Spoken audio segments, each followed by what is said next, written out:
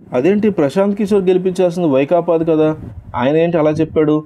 అందుకే కదా జగన్ కూడా తను సీఎం అని సంబరాల గ్రీన్ సిగ్నల్ ఇచ్చేశాడు అంటారా?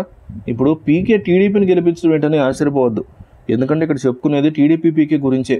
అవును, టీడీపీకి కూడా పీకే ఉంది. ఆ పీకే వైకాపా పీకే కంటే పవర్ఫుల్. అర్ధరాత్రి వరకు పోలింగ్ బూతుల్లో నిలబడి చంద్రబాబునే సీఎం కావాలని కసిగా ఓట్లేయడానికి కారణం కూడా అదే పీకే. ఇప్పుడు ఆ పీకే గురించే చర్చ అంతా. ఆ పీకేని తలుచుకుని వైకాపా నేతలు కూడా భయపడుతున్నారని అంటున్నారు. అదే చంద్రబాబు పాసుపత్రాస్తం, పసుపు కుంకుమ. పీకే అంటే పసుపు కుంకుమట. హోరాహోరీగా సాగిన సాధారణ ఎన్నికల ఫలితాలు వచ్చాయి 22న.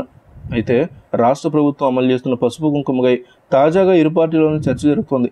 డ్వాక్రా మహిళలకి రాష్ట్ర ప్రభుత్వం పసుపు కుంకుమ కింద గతంలో ఒకసారి 10,000 రూపాయలు చొప్పున అందజేయగా, రెండో దఫాలో విడుదల చేసినటువంటి డబ్బులు పోలింగ్కి ముందు రోజే ఖాతాలో చేరాయి.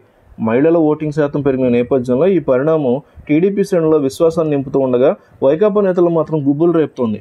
పోలింగ్కి ముందు రోజే పసుపు కుంకుమ కింద జమైన డబ్బులు తీసుకున్న మహిళలంతా టీడీపీకి ఓటు వేసి ఉంటారని వైకాపా నేతలు భావిస్తున్నారు. రాష్ట్రంలోని డ్వాక్రా మహిళలను ఆర్థికంగా ఆదుకునేందుకు రాష్ట్ర ప్రభుత్వం పసుపు కుంకుమ పేరుతో గతంలో ఒక విడత 4 దఫాలుగా 10,000 చొప్పున అందజేసింది. రెండో విడత మరో 10,000 ఇస్తున్నట్టు జనవరిలో ప్రకటించింది. ఈ మొత్తాన్ని 3 విడతల్లో ఇచ్చేలా మార్గదర్శకాలు రూపొందించింది.